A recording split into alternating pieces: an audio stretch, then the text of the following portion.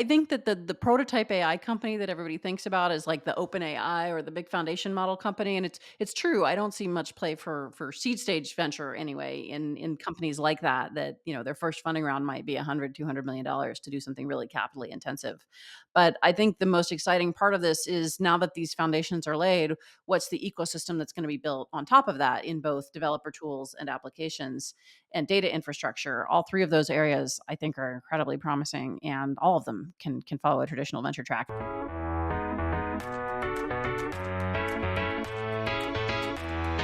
Hi, I'm Greg Stewart, CEO of MMA Global, the international nonprofit trade association for CMOs who are focused on architecting a new future of marketing. I'm Rex Briggs, an author, market researcher, measurement inventor, and entrepreneur. I'm Greg Stewart, CEO of MMA Global. I'm Rex Briggs, an author, marketing researcher, and entrepreneur, and chief AI officer at Claritas. And this is Decoding AI for Marketing. Hey, Rex, I think it was Theodore Roosevelt who once said that comparison is the thief of joy. That's probably true, but let's be honest, we work in marketing and it's all about making comparisons and being better than the other guy, isn't it? I think it really is. Who's got the stronger brand? Who's got the differentiation? I mean, listen, it's definitely true that I think it's definitely true, and that another industry who really thinks about picking winners and losers is obviously venture capital. I mean, they have backed some of the world's biggest tech companies to great reward for them and their LPs, and they've created, in essence, some of the biggest companies that we've seen in kind of many decades.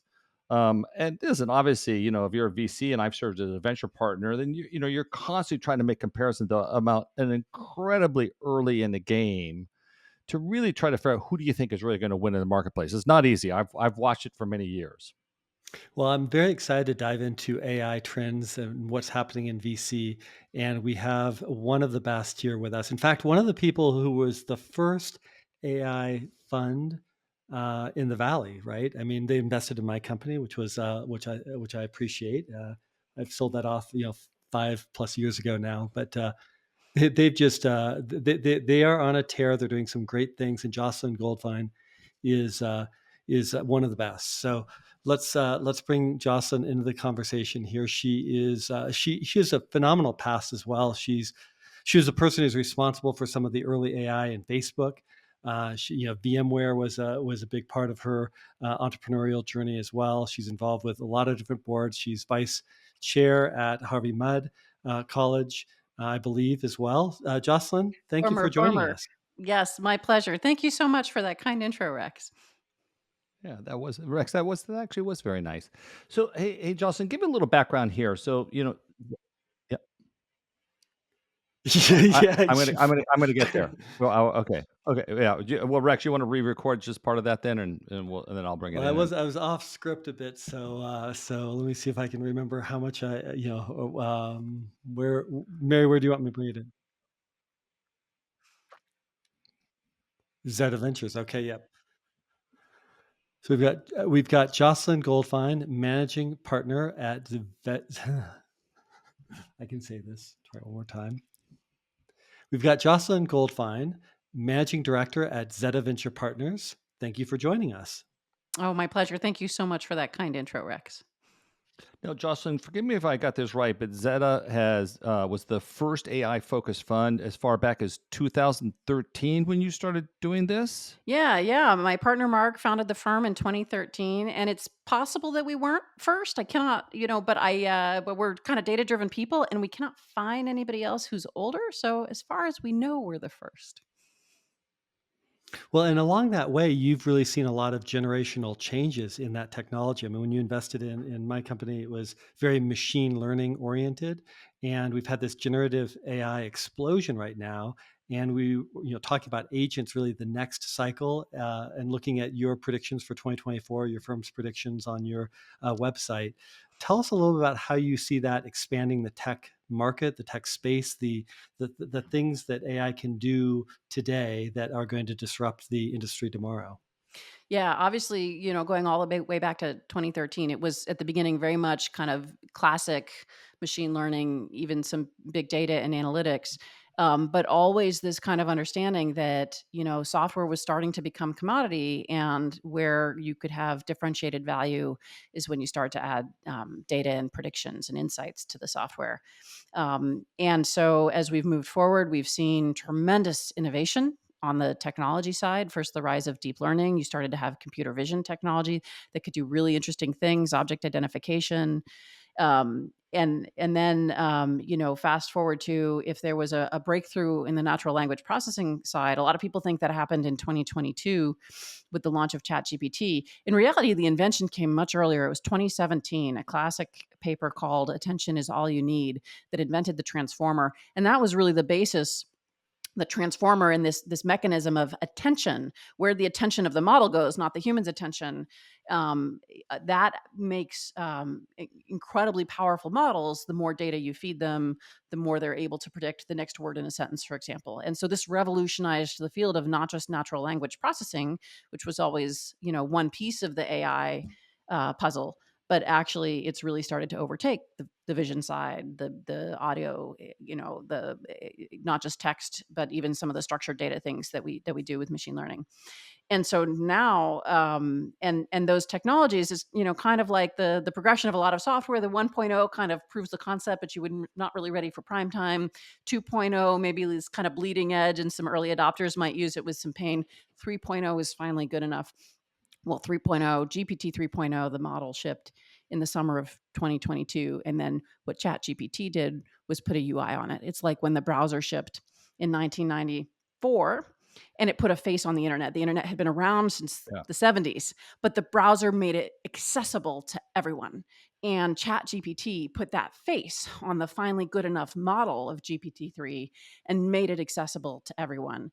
And now the technology of the potential of what can be done with this foundation laid, the ways that AI can solve problems that have never been solvable by technology before, things you had to turn to a human. We can now do with tech. We can now tackle problems we could never solve before. We can go help bring tools to industries where people have had to do the work manually. I think it's like a remarkable opportunity in that intro. The really nice intro Rex gave. He skipped the very outset of my career. I studied computer science in the 90s. My summer internship was at Netscape. So I launched my career into You the dot com you boom and you bust. were the I you saw were the first summer intern at Net there was at no real first summer intern. internship program, is why. One manager went rogue and hired his own intern. The next summer, they had a 30-person internship program run by recruiting. It was, campus recruiting. It was a proper, event. But I was the only one in the summer of 95. And so, like that's the only time in my career, not that, and I was there I had a front row seat for the rise of cloud, of Yeah. social, of mobile. I was sitting at VMware and Facebook for those. Those are like small potatoes compared to, this is like the browser. This is like, okay, this stuff is going to rewrite, it's going to exponentially expand the reach of technology. It's going Yeah. to rewrite economies. It's going to, affect Eh, society in dramatic well ways. The internet did all those things, and AI is going to as well. Well, Jocelyn, to ask you something about that magnitude part, I was thinking of retiring and taking learning to play golf or something, and I decided to not do that and come back and work more on AI because it felt like the internet again, but it felt to me like it was at least one order, maybe two orders of magnitude bigger, potentially three orders of magnitude bigger. Do you feel that way when I look at agents now?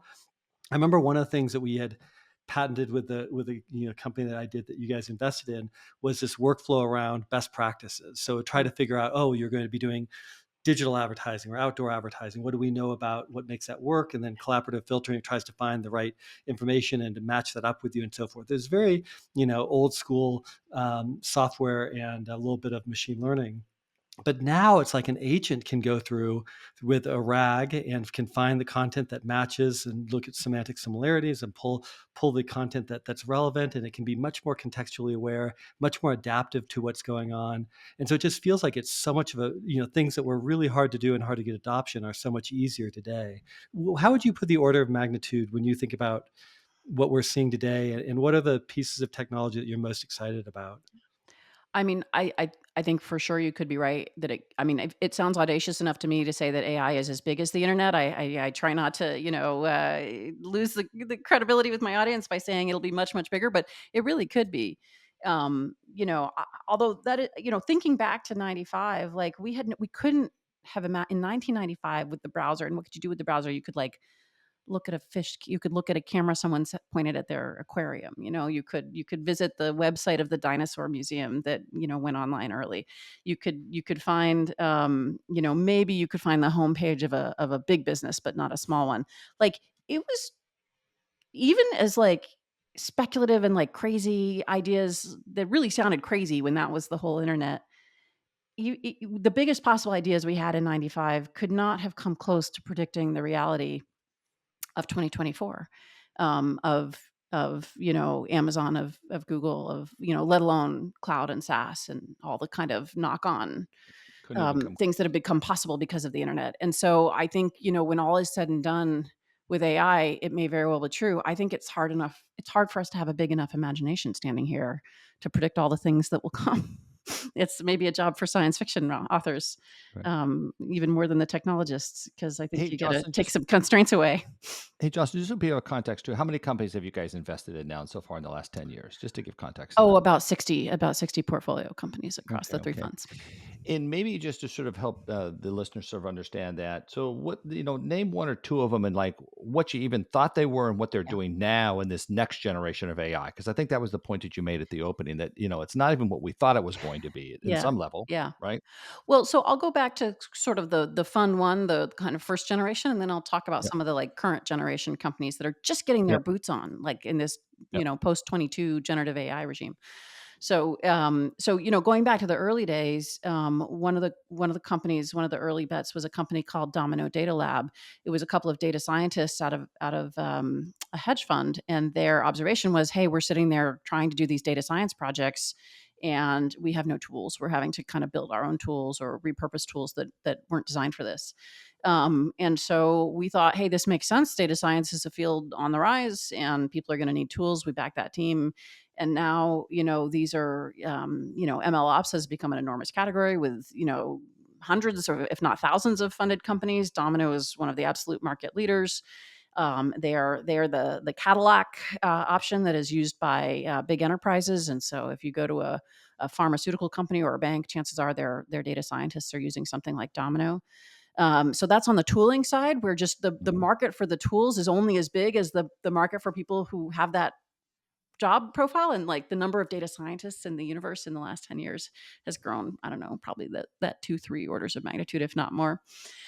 And Domino has certainly grown from, three guys and an idea to a company that, that certainly is worthy of an IPO if that's the direction they decide to go.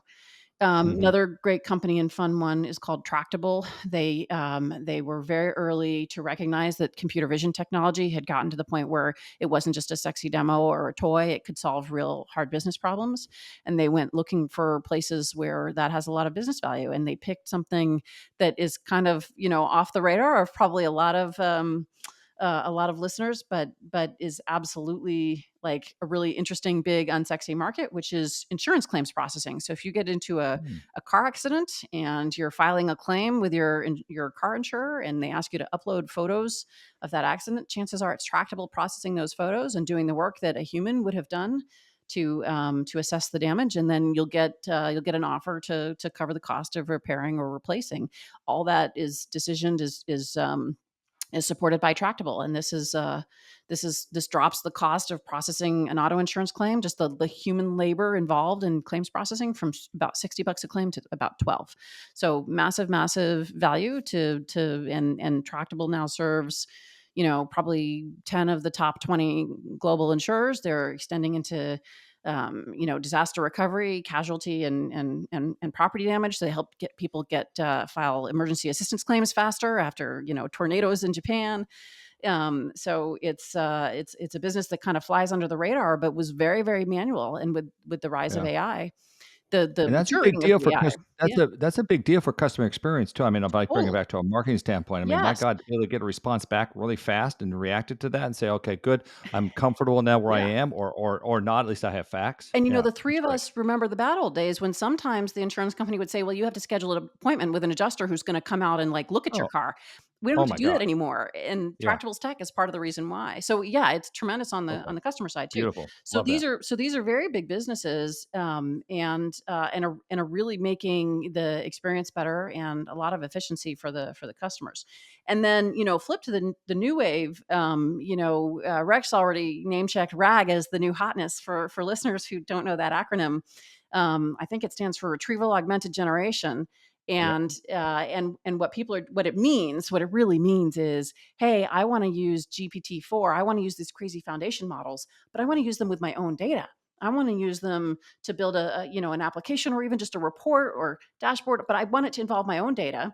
And of course, my data is not in the training set of that model. I can't custom train my own GPT-4, dash insert company name here. I'm Pepsi. I can't train, GPT for Pepsi. And so what I have to do instead is serve up my data into some kind of database form, in which, the GPT foundation model can actually search in my data without having to have been trained on my data. And to do that, we use a new primitive called a vector or an embedding, more or less synonymous. And I need to serve it up in a special purpose kind of database called a vector database. And there are a number of different vector databases out there, and of course, incumbent database companies are trying to add support for vectors as fast as they can. But the pure play companies who've designed for this from the get go have the very best scale and performance. And they are truly AI native vector databases. And Zeta has backed the leading open source vector database, a company called Weaviate out of Europe. And Weaviate we backed in 2020. We backed before foundation models were really good enough. And before it was obvious that RAG was going to be the killer app of the vector database. But what we did know, and this illustrates kind of one of the ironies of venture capital, which is that if you know everything, all you are is part of the consensus. So you've got to be a little bit willing to stick your neck out and invest before it's obvious, if you want to be a little bit ahead of the consensus. What led you to believe that RAG would be the thing to invest in then, by the way? We did not know RAG would be the thing, but we Okay. suspected vector databases would be a thing. And I've actually gone Oh, back okay. and reread our memo from 2020 and it makes interesting reading. What we said was, okay, in this day and age, most machine learning is being done with structured data. Think log data, time series data, anything kind of numeric or tabular, Okay. spreadsheet kind of data, right? But there's just a little bit of machine learning which is starting to be done on unstructured data, PDF data, image data, and people are trying to reason over that. Recommendations, semantic search. And Mm, these are niche markets right now, but we think they're growing. And so we project that they could grow a lot. And this is something that will really be needed if people are trying to do machine learning with unstructured data. So that was the bet. We didn't know precisely, that RAG would be the mechanism or the application of that. But that was the nature. And so we were the first institutional investor in Weaviate. It had a different name back then. We partnered with the company. We helped him, expand his open source footprint, make his first hires, find early design partners, and by 2022. GPT early 22, he was getting a bunch of open source traction because remember how I said, it was not Chat GPT. There was sort of the 2.0 and then the 3.0. So the enthusiasts were up and running at the 2.0 version and they were starting to use Weaviate. And so the open source metrics were starting to do this. He's not charging money for it yet, but all of a sudden, the open source project, which had existed but been kind of a backwater, all of a sudden starts showing this acceleration from okay. the early adopters of the foundation models, and that inspired some big name Series A investors to preempt his Series A in Q1 of 2022, which was actually sort of which was a doldrum time for venture in general. You may remember we'd kind of gotten over our skis in 2021. It was hype everywhere, and then things kind of collapsed and got really dry in 22. But NEA was really inspired to lean into this company because they saw the open source metrics going, Right. high Hey, hockey hey, stick. hey, hey, Jocelyn, just so everybody here knows, the listener knows, can you spell the company name Weaviate? Just spell it. Just say it. Yeah, Weaviate. Okay, But maybe that can beautiful. go in the show notes or something. Yeah, yeah, we'll Yeah. put that there for the find it. Yeah, Yes, go ahead. yes. Well, so the next one, do you see the next wave here using more like graphs? I mean, the challenge that I have with vector databases is that they don't really have a notion of time. They don't really have a notion. They're very powerful in terms of expanding from to semantic search, so that now I don't have to exact keyword match, and I can find semantic similarities and find different patterns and connections of if you take this and remove that or whatever. But there's also a lot of limitations with it. It seems like we're now starting to push against the boundaries of those limits, and we want the next generation that has some type of um, graph connection or association or some other more sophisticated concept. What's Yeah. your thought on that? So I absolutely think AI workloads are big, they're complicated, and they're data hungry. And I think that it is entirely possible that AI inference, the breadth of things that people want to do with and inference is what it's called when we're pinging an AI model and we're asking it for an answer. So AI has generally two kinds of workloads. There's the training workload when the model's in development, and then there's the inference workload when it's in production answering questions. Okay. So that inference workload is so broad and includes so many types of use cases and applications that I think that it will probably create more than one or popularize more than one new type of database, at least database primitive, but probably actual types of databases. And sort of this is historical in the database industry, by the way. There is not one database company to rule them all, as much as Larry Ellison might wish that it were so. But while Oracle certainly dominates in relational databases, and there are a number of other relational databases that are great companies to be in, you also have cloud databases and mobile databases, MySQL and Postgres. You have Columnar. You have NoSQL. You have multimodal. You have data warehouses. So, like what the industry has taught us about the storage and querying of data is that there is room for there to be new category creators just in databases when there are new data primitives and new data workloads. And we're going to continue to see that. And so in AI, I think there will be at least two new types of database categories. One will be the vector database, and the other, as you hint, is the graph database. And for sure, vector databases have come to prominence sooner, but I see tons of appetite for graph. I'm seeing more and more startup applications who are coming and telling me that they're building a knowledge graph as part of their application, and that's how they're doing inference and getting good answers and good results and solving hallucination and other kinds of problems that require context that is business specific, customer specific, domain specific, that isn't necessarily in the training set or not emphasized in the training set of the foundation models. So for sure, I think we'll have at least vector and graph, and who knows, maybe more. Hey, Jocelyn, let's bring it a little bit over to marketing to the best of your ability, because I know you're not a marketer. Rex and Yes, I are. The yes. listeners here are kind of marketers. So, do you have a sense of where you think the opportunities are going to be for marketers? Do you have enough purview in that? And by the way, have you invested in any marketing oriented companies or solving marketing problems by chance? We certainly have, starting with Rexes in fun, not starting with Rexes, Yeah, among them yeah. Rexes in Fun too. In the kind of next generation, I would say the gosh, I think they might still be in stealth. Hang on, let me look it up real quick. No, okay. You can talk All right. conceptually. You can do conceptually. I think. Oh gosh, hang on. Let me hit the LinkedIn of the founder, or I can just say that it's still in stealth. But Um, what do you think are the problems, rather than maybe the companies? yeah, What do you think are the challenges that AI best lends itself to? Because listen, I don't know that a CMO or marketer is going to be really focused on what yes, kind of database, SQL, yeah. NoSQL, cloud. You I gotcha. think, You I think, I gotcha. think you want a little too far there for them to sort of keep up. But Maybe you work in marketing at Oracle. yeah, Yeah. well, yeah, there Okay. you go. Yeah. All right. So I think there's tons of ways this can affect marketing, and the battleground has already begun. I would say folks who already are tools used by the marketing team, whether that's Adobe on the creative side or Hmm. something more like HubSpot on the campaign management and lead gen side. All these companies, big incumbents and growth startups alike, are rushing to add AI features. So I think there's no question that the software that a marketer is used to using is just going to get better and smarter and more automated and less manual. Um, and I think Rex said something really wise earlier about best practices. And when you sit in marketing, you have to cover a lot of ground.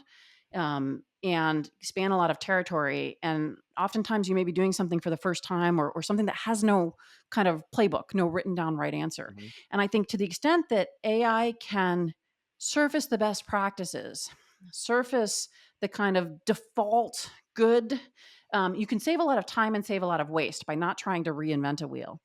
And what that will let you do is sort of pick your space where you do want to be creative, where you do want to buck the consensus and be a little bit contrarian, hopefully contrarian, right?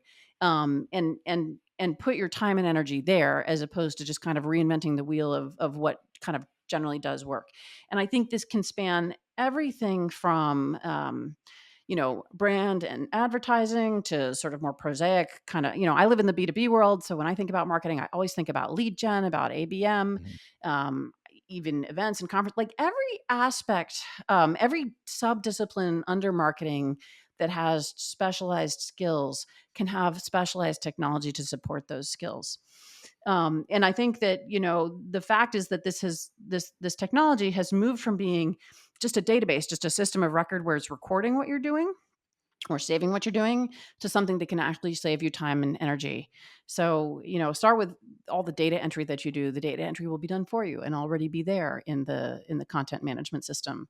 But I think, if let me zero in on lead gen as a use case, there's now tons of startups where it will generate the campaign emails for you. It won't just, not only that, it will surface the contact information. It may surface, new leads or new targets, and it will tell you what's the right time of day, and should I be sending them an email or a text or a phone call, or if I run an ad, like how do I optimize the ad? I mean, I'm a little nervous about startups trying to do that stuff, because I think the ad platforms are already launching features to help you use AI to optimize your campaigns on that platform. But there You may you very mean the well Fa you be, mean but you may Facebook and very Google are well doing want that something already. that sits above the platforms and says, well, how much of my budget should I send here or there? Where is it going to be the most effective? So, so absolutely, I think that, like, everywhere where there's specialization in marketing, there can be better But tools. but And Jocelyn, that feels like sort of additional. It doesn't really feel like earth-shattering, by the way, well, Mhm. right? I don't maybe know, Rex, you've shifting been maybe shifting to some of the ones that are more earth-shattering. Um, I mean, they're definitely all you add up all these cumulative time savings, like it generating the email list and content and messages and so forth, and you do have a change. But to me, the you mentioned before in the legal example that the workflows can be automated and streamlined. And I can tell you, I'm working on one right now where um, we've had a people in ad ops that whose job it is to go through, and they've got a sequence of steps. It's usually in Jira tickets where they like, okay, check to see if the account is already set up. If not, set up the account. Once account set up, send them the pixels. Okay, then if the pixels, check to see if they've been turned on. If they haven't been turned on, follow up with them. If they have been turned on, test them, validate them. If they've been validated, okay, move to the next step and generate the ads. And when I look at those workflows, I'm like, okay, why isn't an AI or a series of AI agents doing that? Because there's a lot of steps like that where it seems like we will significantly have a significant number of agents working together to solve workflows that no longer require human labor. And of course, that opens up a whole new revenue opportunity for tech companies, because you can take $150,000 a Yeah. year, all in, fully loaded labor Yeah. cost, and maybe turn it into a $20,000 or $15,000 a year subscription. So I think that the labor cost side of this is a little bit, it's not that it isn't a big deal and companies won't save a lot of money or maybe be more effective with their marketing.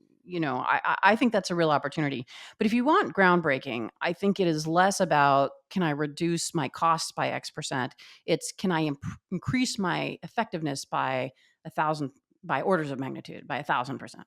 And so, okay, so here's another, again, very so nitty how gritty does yeah, example. so how does AI do that? Yeah, Tell yeah. me So first about how so it so does that. let me Yeah. give you a for example. We have a close friend of the firm. She is an exec in brand marketing at a CPG brand. This is Yeah, like a household product that you'd buy in the got it. aisle at the supermarket. and her whole job is, brand management, and she's, Yep. got and one of the things that she does is film ads for this product, and there's, super high budget ads for TV, and then there's much lower budget ads for, that are going to be just running 30-second clips on YouTube or social media. And I've been showing her startups that, and getting her feedback on startups that will completely auto generate an ad with an AI. You give it a script, or the AI can write the script for you if you want it to. You can just give it the product and the goals and the vibe, but it has avatars and voices and set dressing. And all of a sudden, instead of her flying to Mexico for 20 days to film a 30-second spot on a beach somewhere with the ocean on the background, the marginal cost of making, and then she can only make a few ads, and they have to be really good. And if it's the 30-second clip for YouTube, it has to be fresh, and she's got to do a lot of those. But it's not about reducing the cost of the ad per se. It's not about like, here's my budget and it shrinks this much because the cost of the ad goes down. It's like, if the marginal cost of a new ad goes to next to nothing, all of a sudden I can have a new ad every time. Or what if the ad can be mass personalized? So what if, instead of just doing ad targeting on social, and I'm like, okay, this is the ad, like, okay, here's Facebook viewer number 50,207, and she is a, Mhm. woman between 40 and 50 who lives in California and works in tech. So she gets this one of my 18 ads, right? Like, what if the ad can be created on demand in real time, Yeah. personalized to Jocelyn, the target user? What if the ad can be interactive because it includes an avatar and talks to me? What, right? Like, all of a sudden, like, what Mhm. what fundamentally AI has the power, because it can automate communication in real time. It has the power to turn marketing from broadcast one-way communication to just transform the way businesses talk with their customers, and to make that real time and two-way and dynamic Okay. and personal, infinitely Okay. personalized. All right. So that, Mhm. if you want groundbreaking, it's that what we think are our platforms for marketing, or our units of marketing, like, those are transformed by the fact that we can have deeper, richer, more dynamic, more personal conversations with customers without having to have a human on the other side. Hey, Jocelyn, when you were at Facebook, which is, I don't know, not that long ago, were A they decade working ago, on a any of this decade kind of ago. thing? I don't know. Were Sorry. they working on any of this? Um, Was this even in their notion, or was it too long ago to matter? I left Facebook in 2014. No, we were working really hard on ad targeting, Yeah. and we really wanted advertisers to hit the mark with ads. Mhm. We probably wanted them to make ads that were higher quality. Mhm. Like But like but just I just do because we can target a specific audience doesn't mean they've done a good job tuning the content to the audience. So we were definitely Yep. thinking about how to make that match better, because a good ad strengthens the graph, right? Like we don't want the ad to be a Facebook does not want the ad to be a tax on the graph. Like, yeah, every time an end user sees an ad that is like, "Ugh, why'd I see that?" or Yeah. "Ugh, that offended me." No, Like, that the is a biggest tax. It yeah, damages the user's good yeah. experience on Facebook, but it's Uh, also bad for the advertiser. uh, They've wasted their money. it's worse than that, Jocelyn. We're teaching consumers to ignore advertising because the ad doesn't goddamn matter. It's It's irrelevant. ridiculous. It's unbelievable the number of ads that we're showing that have nothing to do with our lives, that don't have any meaning. Rex and I got into this in our book 6. We Yeah, talked all about, like, ads that missed a strategy and didn't even yeah, communicate clearly, let alone, to your point, like getting the yeah. personalization. So, no, it's a But this real is mess. not like Facebook serving the advertiser, their customer, at the end user's expense, who uses the product. Like, no, like, the Okay. advertiser is not served when their ads don't land. They're no, wasting that's their right. money. No, They literally nobody's don't served. care. It hurts Nobody's served. everybody. So So Facebook, as it the is middleman, was deeply concerned with, how do we improve? And good ads, by the way, are great content. Like, I have, at this point, like, my Facebook feed is actually full of ads that are highly relevant to me and that really help me with consumer product discovery. So, when I see Yeah. ads for, things that I want to buy, handbags, shoes, not to be too stereotypical, but like, or, personal, electronic gadget, the latest electronic gadget, right? Like, those things find me on Facebook, and I discover products I would have liked to buy if I knew they existed. And I yeah. can buy them from small independent brands, not just like, something I already knew existed I can go find on Amazon. So But let's make sure this point my product discovery product is Facebook Yeah. ads. So let's make sure this point lands for the listener, and then also make sure that we talk about the flip side question of it. So, I mean, the critical point that you're describing as transformative is a world in which we each message is personalized to us to a very high degree and becomes instantly interactive to where we can have a dialogue as if we were having it with a smart individual representing that brand. It could I mean, be. that's what's capable today with a little bit of refinement and Yeah. connection up to different systems. So that Yeah. world, as you said, the unit of functionality or of an ad becomes infinite. It becomes incredibly large in terms of a different space of possibilities.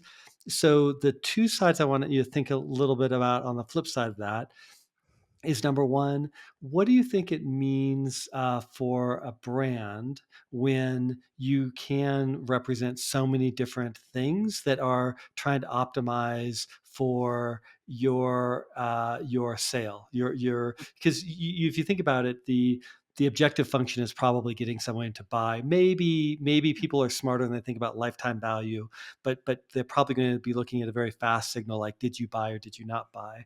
Yeah. So, question one is about the fragmentation. And then, given that you were within Facebook and the news feed, and you and I talked about this when I was working on the book, The AI Conundrum, about some of our own personal regrets early on the internet, not thinking about some of the downside risks of potential for polarization and so forth.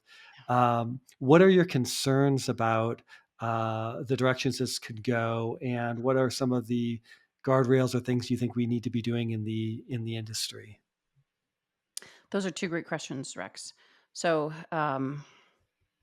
so first one on fragmentation, I really do think it's this is why I don't actually believe in a world where the marketing job goes away and it's all done by agent.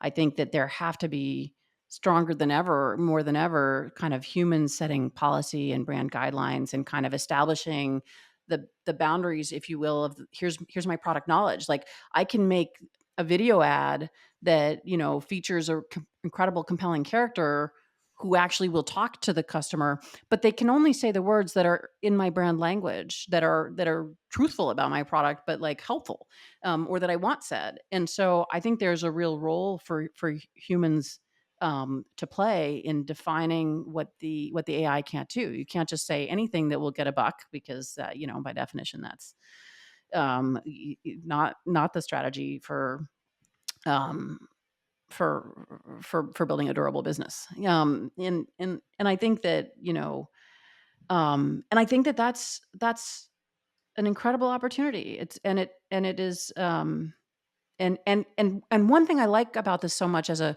consumer, and as someone and as a and the vendor that I represent is a startup vendor, right? So startups have terrible trouble rising above the noise and finding their true customer. Generally, they have an offering that's super differentiated. They can solve a problem no other company can solve. And the real problem they have getting out the gate is they can't find their customer and their customer doesn't know they exist to even look for them. So just democratizing the ability to find and speak to your right customer, if that's a very in early days, a startup really has a small customer base because we want the early adopter. We want the person who wants to play at the bleeding edge.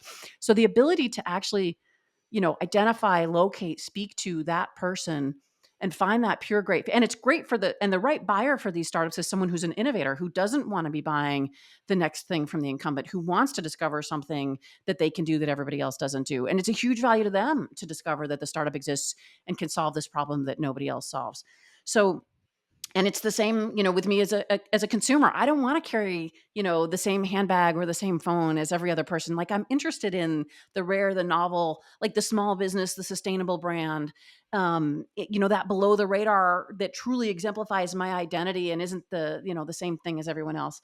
And so the ability for like small vendors to find their niche buyer, like that's I think a beautiful thing and is actually really profound for small businesses in this country, which by the way is over half the economy. And like if we lifted the success rate of small businesses by like 10%, I think it adds like 3% to GDP or something. Like it's the Yeah, best it's like opportunity. And 70% of employment too. It's even more yeah, than yeah, yeah. it's Small huge. business is the best opportunity in the economy if you and right now marketing is a luxury good that is really only available to big companies. SMBs cannot do very effective marketing. And I say that as Mhm. somebody who sits on the board of lots of SMB tech companies, and every one of them struggles with lead gen. It's just an existential problem for small tech companies. So that's my personal pain.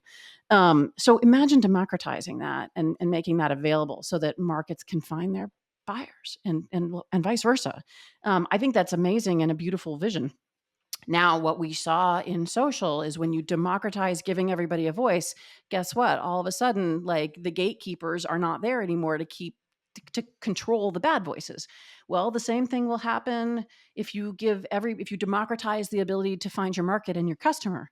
Is bad actors, bad economic actors, bad moral actors, and that can be scammers and spammers. It can also be, you know,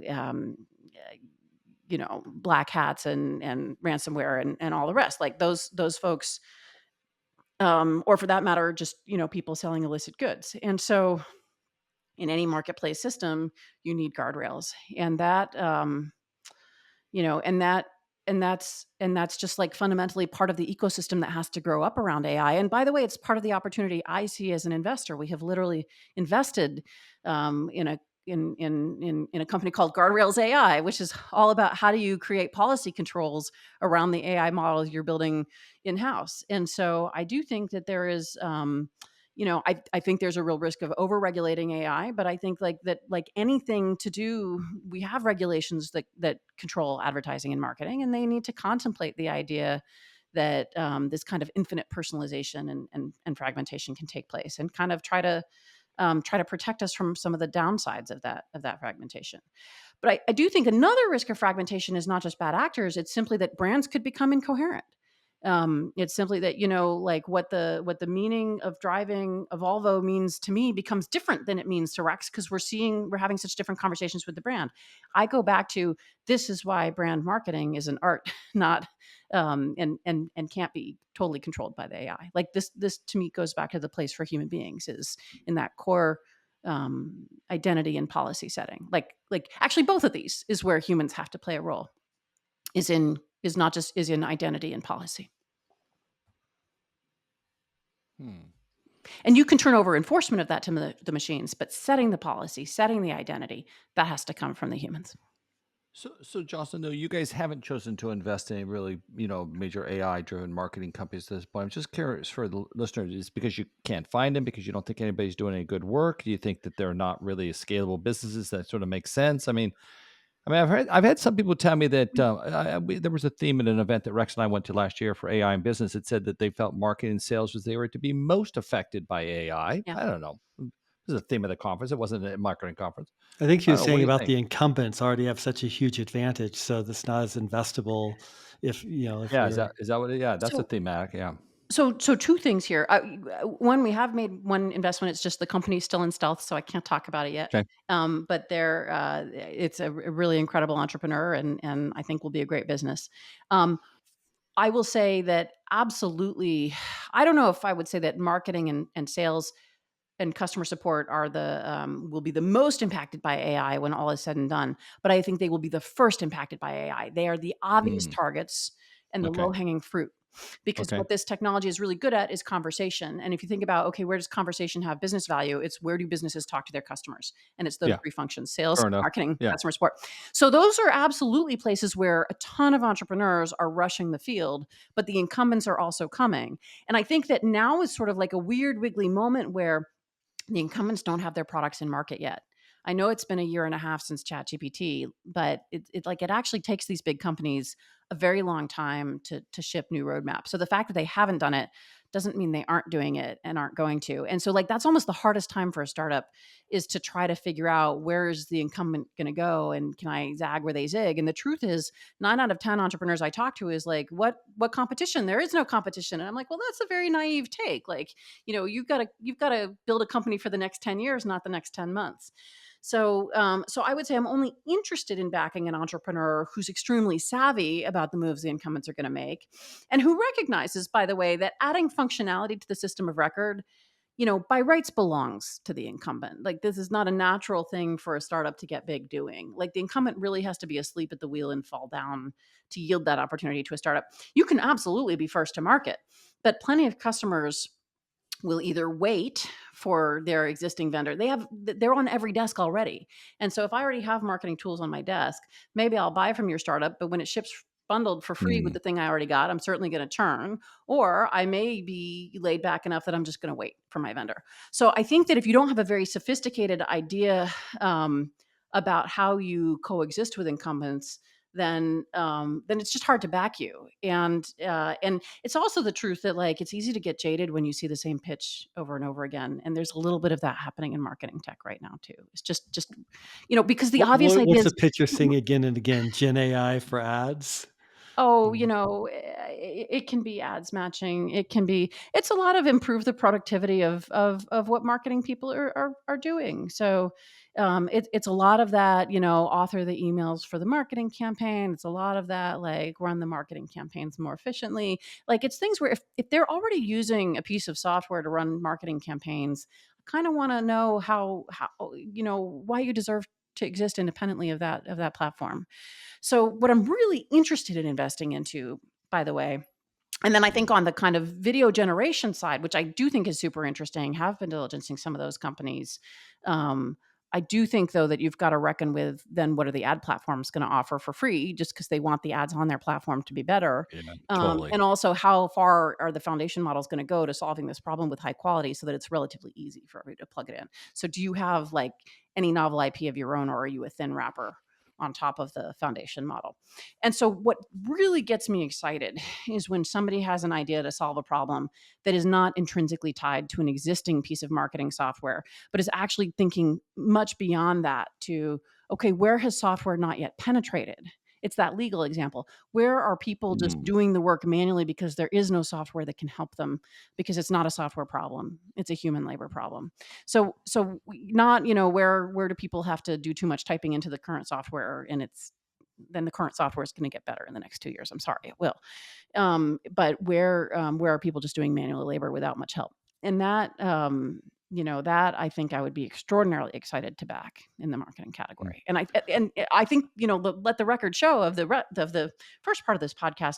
I'm a true believer that we can transform the ways businesses talk to customers with AI. That's not all going to yep, fall into the hands of the incumbents. The systems of record are probably still going to be the systems of records. They're going to make the system of record incrementally better at what it does. But I want an idea that's much further out than that. And then, of course, VCs always are looking for AI for companies to have differentiation, to show that they're not building something so trivial that your customer could build it themselves, or that 30 other startups could build it, and then it's just a horse race to who executes on sales the fastest. right. So I think that a couple of these early movers in marketing, frankly, have suffered from that. They were the kind of first to see that GPT-3 was up to the mark. They put a thin wrapper around it and brought that to market.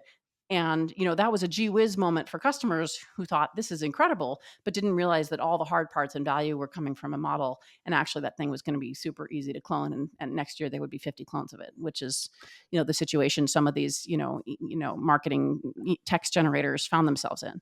Yeah.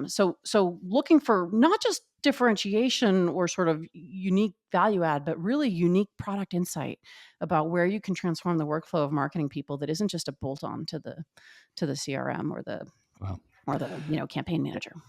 Hey, Jocelyn, that's probably one of the best explanations I've heard anybody give about why a venture capitalist job is actually really, really hard. I Yes. mean, everybody thinks they can pick winners or they can pick, and I love to listen to venture capitalists say, oh, it's about the team, it's about this, it's about that. It's like, that's a bunch of bullshit. I mean, I've been around this too long and I've done my own picking. I know how hard that is. So I love that was actually really clear. The listener should really make note of what you just said. It's Thank you. very hard to get right. Yeah. Well, there's a reason why we don't get it right on every investment. Yeah, Yeah. that's So, true. so on the and just looking at our time that we have with you, do you want to share what one of the questions we oftentimes end with is what you think is most overhyped? In many ways, you just talked about the Me Too text generators that were easily replicated. I'm curious in what your thoughts are. Agents to me are the big area where I've been focusing and spending a lot of time, but I also wonder whether GPT-5 or whatever is going to do something dramatically better or different that might also subsume a lot of those businesses. Do you think that that's an area that's likely to be safe because you get such specialized agents with their tasks, or do you think that that is going to get sucked up in the next version of GPT-5? We love agents too. I think it's really exciting. I think it's too soon to call it overhyped. I mean, there is a good amount of heat and light around agents right now, but it may very well turn out to be justified. Um, I think that where I think startups can differentiate against, the foundation models, and it's not about the foundation models coming and competing with you, right? Like none of us thinks that OpenAI is going to suddenly have a product for marketing people. It's more about, does the foundation model make it so easy to build those tools that it's a DIY project for the customer, or it's simple for the incumbent to snap it in, right? Or there's 50 competitors tomorrow. So that's what the foundation models do, is they just commoditize you. It's not that they compete with you. So what I think resists commoditization, I think, for some reason when AI is on the tin, people expect the differentiation to be like special IP or proprietary data. Sometimes that's the case. Sometimes we have great research scientists who really have, something special like that. But I think very often it is kind of the thing, you could also call SaaS companies a thin wrapper on the cloud backend. Why are SaaS companies not insta commodity? It's because they have a unique insight about the customer, a unique product insight, and then they tend to have an insertion point into the workflow. And once you're in somebody's workflow, it's very, very sticky. Okay, so the reason why I think agents are very interesting, especially for startups, is because it implies a workflow change, which implies, right? And so, which implies that the incumbent can't automatically do that, or at least they are no better or worse at the new workflow than you are. If you're trying to exist into an existing workflow that already runs on a system of record, then if the system of record adds support for that workflow, you're just toast, right? Like they have to. But if I'm already saying, you know what, I don't want to sit here and enter data in a web page. I actually want to interact with an agent. Once the workflow is transformed, then nobody has incumbency, and also it's a brand new workflow that didn't exist before, so I can tackle problems I wasn't doing before with software. So because it's transformative to the workflow, I think there's just a chance to do really net new and valuable things. It's not agent for the sake of agent. There's lots of things where I think that typing in a web page is way more efficient than having a conversation with a Slack bot, or turning a task over to something else to operate independently. But to the extent that it's a good fit for the workflow and it can solve the problem effectively, and people want that workflow change, then I think it's got tremendous potential. I think so. Venture capital can also sometimes be like the drunk guy looking for his keys under the lamppost because that's where the light is. It's like, Yeah. okay, so I would say agents are one of the places where the lights are. That doesn't mean everything under the light is a key, and that doesn't mean the keys actually are in the light, in the pool of light, but it's a good place to look. Yeah. Good. Great. Great. Greg, do you, in terms of wrapping it up, any more things that you want to add? And thank you, Jocelyn. You've been super generous with your time. This has been a wonderful conversation. It's one that I No, definitely super fun will conversation. listen to a I'm sorry couple I didn't times. get Yeah. to ask you guys the same question though, because you guys are I may have some AI expertise, but you I'm guys have happy to some follow up. marketing Actually, expertise. you and I should follow up with Caleb because he's doing a lot of work on agents with a PhD neuroscientist out of Germany and a PhD physicist, and I'm doing some just hands on. And I think for like Claritas, I'll save somewhere around $450,000 in just one area where I'm trying my Amazing. first pilot, and then there's a ton more. And to your point, you can take that savings and you can redeploy those people to do something more high value, which is Yeah. I think where the bigger win is. But yeah, I mean, there's a lot of exciting things in that area. Well, that's it for this episode of Decoding AI for Marketing. I'm Rex Briggs. And I'm Greg Stewart. Be sure to catch all our episodes, plus subscribe, follow, rate, and review in your favorite podcast app. And if you'd like more information on MMA membership, go to MMAglobal.com. And for transcripts and other details on this show, go to decodingaiformarketing.com. Thanks for listening.